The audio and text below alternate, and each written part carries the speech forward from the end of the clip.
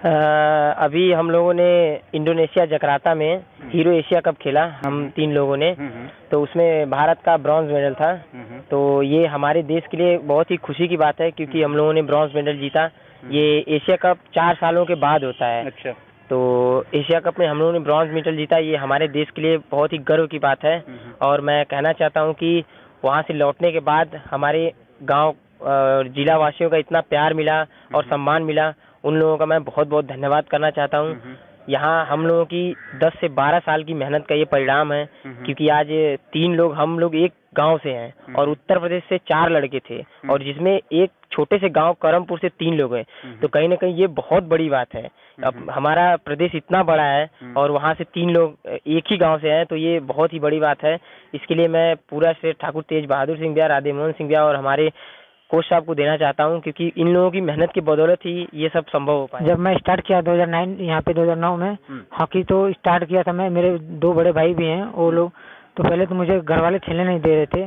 फिर घर मेरी मम्मी बोली जाओ खेलो, तो फिर मैं खेलना स्टार्ट किया। तो काफ़ी लोग बोलते रहे कि तीनों भाई खेलने, पता क्या करेंगे। फिर आके हम लोग एक्चुअली जाके तीनों भाई लोग सेटल होंगे, 2 लोग जॉब कर रहे हैं, मैं भी जॉब कर रहा हूँ, तीनों लोग भाई। कल ग्राउंड से मिला, तेज बहादुर भैया ने काफ़ी हम लोग को सपोर्ट किया है स्टार्टिंग से। फर्स्ट मैच में तो मैं बहुत ज़्यादा प्रेशर था, क्योंकि इतना बड़ा मैच खेला और इतने लोग आपको देख रहे हैं टीवी में, और तरह तरह की सोशल मीडिया पे बातें चल रही थी। दबाव महसूस कर रहे थे? बहुत ज़्यादा दबाव अच्छा। महसूस कर रहा था मैं। पूरा फोकस करता था, और वहाँ जो सीनियर लोग थे वो मोटिवेट करते थे कि ये टाइम दोबारा नहीं तुम्हें मिलेगा और यही मौका है तुम्हें कुछ कर दिखाने का। और बहुत अच्छा लगा खेल के वहाँ, और फर्स्ट टूर और फर्स्ट ब्रॉन्ज मेडल मेरा है, मेरे लिए बहुत बड़ी बात। मैं 2013 से यहाँ प्रैक्टिस कर रहा हूँ। क्या खेलते हैं? मैं रेसलिंग करता हूँ।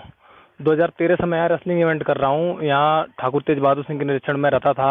वो हमें पैसे देते थे, डाइट देते थे, खाने पीने की सारी सुविधा करते थे, और यहाँ प्रैक्टिस करते थे। हमारे कोच थे अदालत पहलवान जी, वो हमें यहाँ प्रैक्टिस कराते थे। उसके बाद मैं 2016 में इंडियन आर्मी में ज्वाइन कर लिया। अच्छा। अभी मैं वहीं पे कार्यरत हूँ। तो वहाँ हमारे कोच हैं सूबेदार सुंदर प्रताप यादव, जो हमें प्रैक्टिस कराते हैं। अच्छा।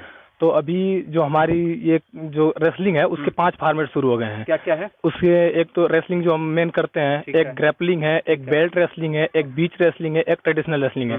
तो मेरा सिलेक्शन जो है वो ग्रैप रेसलिंग में हुआ है। अच्छा। जिसका स्पेन में होगा अक्टूबर में, तो जाने वाले हैं वर्ल्ड चैंपियनशिप के लिए। तो मेरा सिलेक्शन हो, मैं जाऊंगा खेलने वहाँ पे। अच्छा। स्टेडियम तो ऑलमोस्ट 80s में इस्टेब्लिश हुआ था। 82 में जब बड़े पिताजी ने इस ज़मीन को, अपनी पर्सनल ज़मीन को, उन्होंने ये निर्णय किया कि इसको हम लोग खेल के रूप में हम लोग विकसित करेंगे। इतना ना उनको शायद कभी पता होगा कि यहाँ से ओलंपियन निकलेंगे।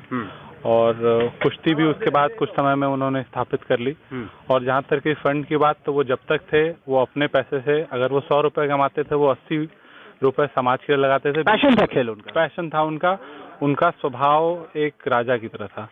तो वो अपने ही खर्चे से ये सब कुछ चलाते थे। उनका सीधा सा यही फंडा था, क्योंकि उन्होंने अपने जिंदगी में बहुत लोगों को देखा था इनके पास बहुत पैसा है, पर उनको यही समझ में आता था कि पैसे से सुख नहीं है, सुख सामाजिक है।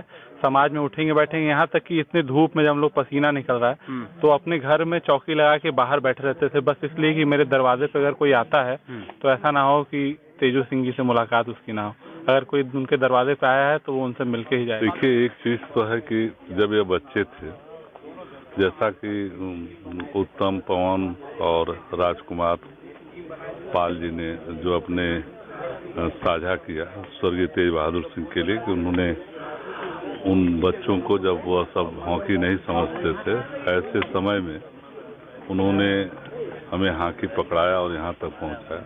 लेकिन जिसे आज की तारीख में मैं सबसे ज़्यादा जिसकी प्रशंसा करना चाहता हूँ, जिन्होंने इसके लिए, मेरा यह पूरा क्षेत्र क्या, मेरा पूरा प्रदेश उनके प्रति आभारी है, वह हैं सरदार सिंह जी, जो कोच है।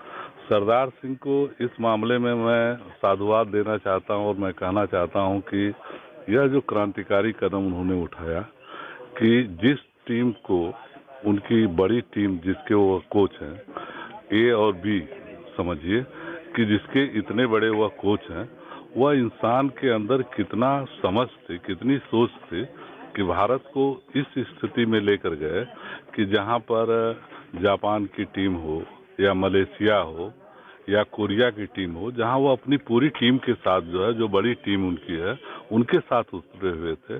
उसमें सरदार सिंह ने ऐसे बच्चों को, जो कि अभी बिल्कुल बी टीम के थे, उनको उस मुकाम पर पहुंचा दिया कि जिससे कि भारत की ए टीम का जो होगा, इसमें से कुछ बच्चे हैं और जिसको सरदार सिंह जी अच्छे से समझते होंगे कि इसमें से किस बच्चे को लेकर आगे जाना है, यह उनकी बहुत बड़ी उपलब्धि है। और मैं उनकी इस उपलब्धि को अंदर से आदर के साथ, सम्मान के साथ मैं नमस्कार करता हूं कि वह इंसान जो है हॉकी के प्रति जो इस समय जुझारूपन दिखाया है, वह शायद ही इतिहास में देखने को मिल रहा है जो वर्तमान समय में सरदार सिंह ने किया है। इस अवसर पर मैं उन्हें इतना ही कहना चाहता हूं कि सरदार सिंह के नेतृत्व में भारतीय टीम जो है अपनी ऊंचाइयों को छुएगा। जिस समय ध्यानचंद जी का एक युग रहा होगा, एक समय रहा होगा, उस युग में मुझे लग रहा है कि सरदार सिंह के नेतृत्व में टीम लेकर जाएगी।